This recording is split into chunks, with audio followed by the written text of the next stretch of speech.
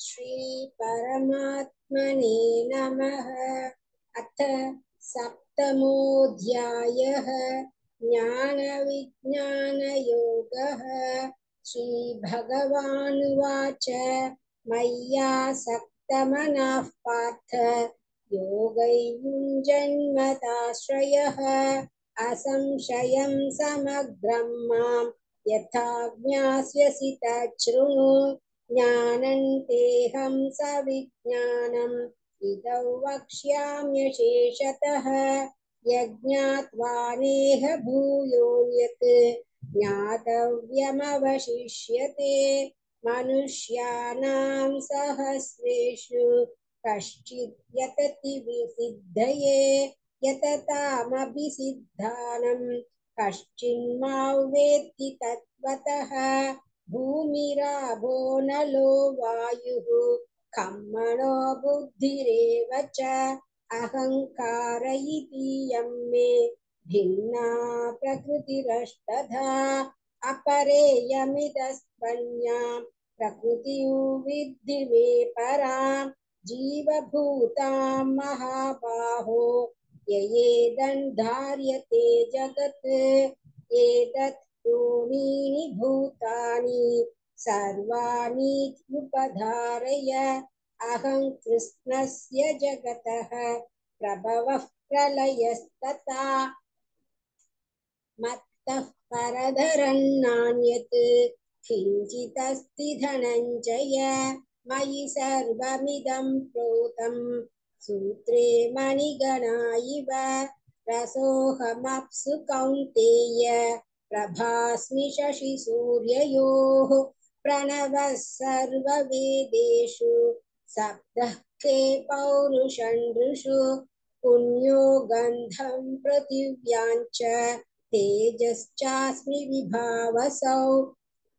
जीवनं सर्वभूतेषु तपश्चास्मि तपस्विषु। बीजं मां सर्वभूतानां विद्धि पार्थ सनातनं। बुद्धिर्बुद्धिमतामस्मि तेजस्तेजस्विनामहं। बलं बलवतां चाहं कामरागविवर्जितं।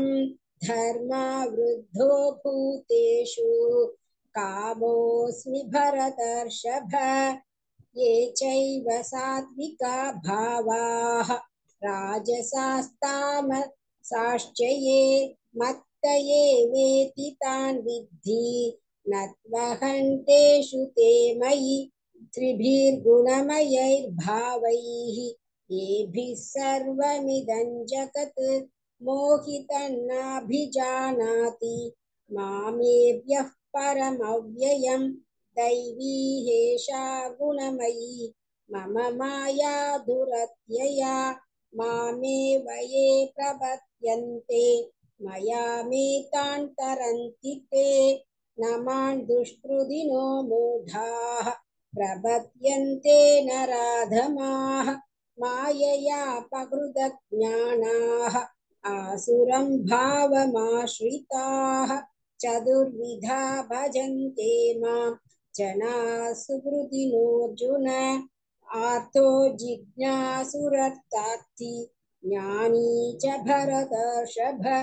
तेषां ज्ञानी नित्ययुक्तः एकभक्तिर्विशिष्यते। प्रियो हि ज्ञानिनोत्यर्थम् अहं स च मम प्रियः। उदारा सर्व एवैते ज्ञानी त्ववात्मवमेमतम्। आस्थितः स हि युक्तात्मा मामेवानुत्तमां गतिम्। बहूनां जन्मनामन्ते ज्ञानवान् मां प्रपद्यते। वासुदेवः सर्वमिति समहात्मा सुदुर्लभः। कामैस्तैस्तैर्हृतज्ञानाः प्रपद्यन्तेऽन्यदेवताः। तन्नियममास्ताय प्रकृत्या नियता स्वया। यो यो यान्तनुं भक्तः श्रद्धया चितुमिच्छति तस्य तस्याचलां श्रद्धां तामेव विदताम्यहम् सदया श्रद्धया युक्तः तस्याराधनमीहते लभते च ततः कामान् मयैव विहितान् हितान् अन्तवत्तु फलं तेषां तद्भवत्यल्पमेधसां देवान् देवयजो यान्ति मद्भक्ता यान्ति मामपि अव्यक्तौ व्यक्तिमापन्नं मन्यन्ते मामबुद्धयः परं भावमजानन्तः ममाव्ययमनुत्तमम् नाहं प्रकाशः सर्वस्य योगमाया समावृतः मूढो यन्नाभिजानाति लोको मामजमव्ययम् वेदाहं समतीतानि वर्तमानानि चार्जुन भविष्यानि च भूतानि मां तु वेद न कश्चन इच्छाद्वेषसमुत्थेन द्वन्द्वमोहेन भारत सर्वभूतानि सम्मोहं सर्गे यान्ति परन्तप तेषां द्वन्द्वकदं पापं जनानां पुण्यकर्मणां ते द्वन्द्वमोहनिर्मुक्ताः भजन्ते मां दृढव्रताः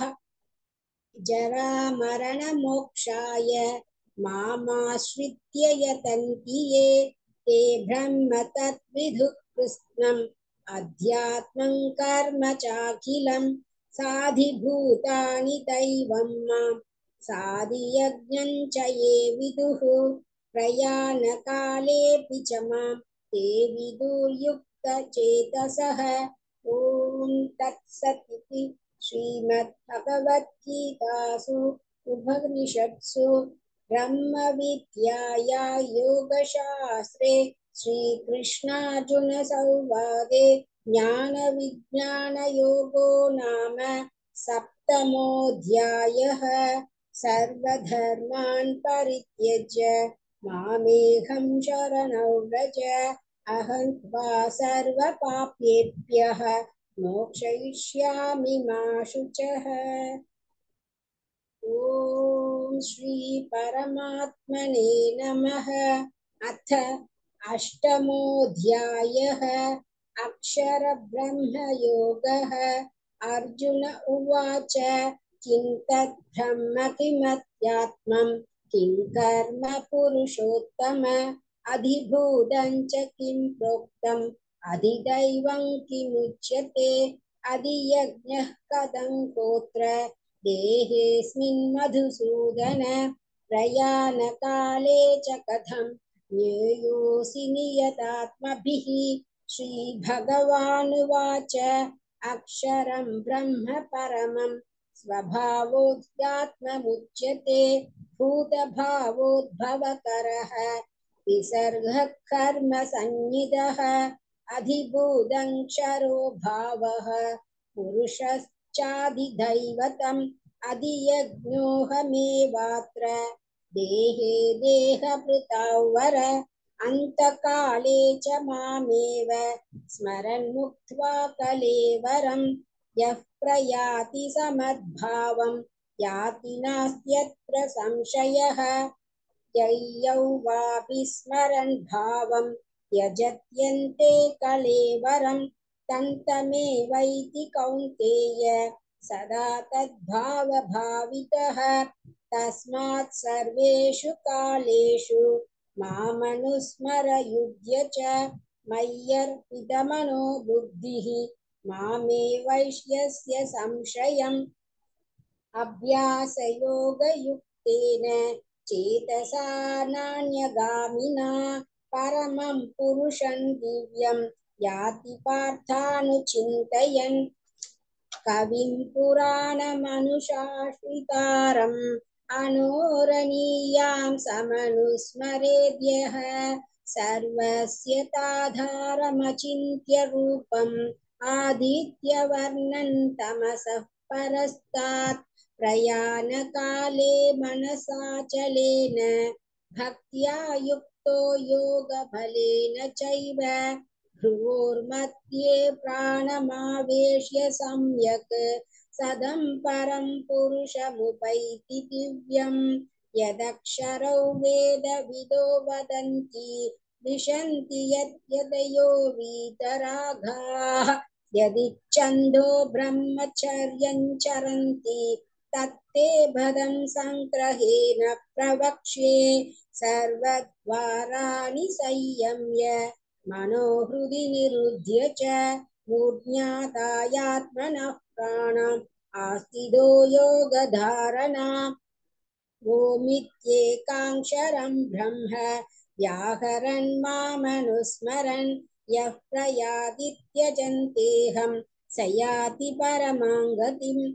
अनन्यचेता सततं यो मां स्मरति नित्यसः तस्याहं सुलभः पार्थ नित्ययुक्तस्य योगिनः मामुपेत्य पुनर्जन्म दुःखालयमशाश्वतम् नाप्नुवन्ति महात्मानः संसिद्धिं परमां गताः आब्रह्म भुवनाल्लोकाः पुनरावर्तिनोऽर्जुन मामुपेत्य तु कौन्तेय पुनर्जन्म न विद्यते सहस्रयुगपर्यन्तम् अहर्यद्ब्रह्मणो विदुः रात्रियुगसहस्रान्तां देहोरात्रविदो जनाः अव्यक्तात् व्यक्तयः सर्वाः प्रभवन्त्यहरागमे रात्र्यागमे प्रलीयन्ते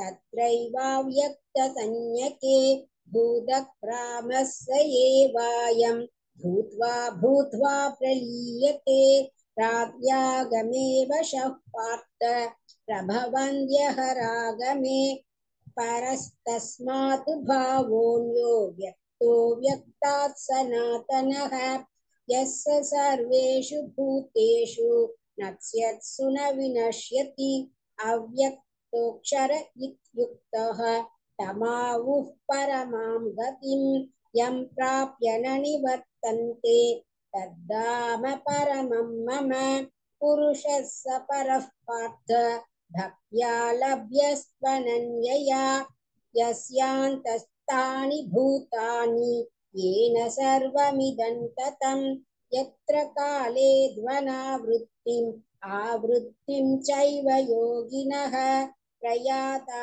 यान्ति तं कालं वक्ष्यामि भरतर्षभ अग्निर्ज्योतिषः शुक्लः षण्मासा उत्तरायणं तत्तः प्रयाता गच्छन्ति ब्रह्मविदो जनाः धूमो रात्रिस्तथा कृष्णः षण्मासा दक्षिणायनं तत्र चान्द्रमसञ्ज्योतिः यो हि प्राप्य निवर्तते शुक्लकृष्णे गतिहेते जगतः शाश्वते मते एकया यात्यनावृत्तिम् अन्यया वर्तते पुनः नैने श्रुति पार्थ जानन् योगी मुह्यति कश्चन तस्मात् सर्वेषु कालेषु योगयुक्तो भवार्जुन वेदेषु यज्ञेषु तपस्सु चैव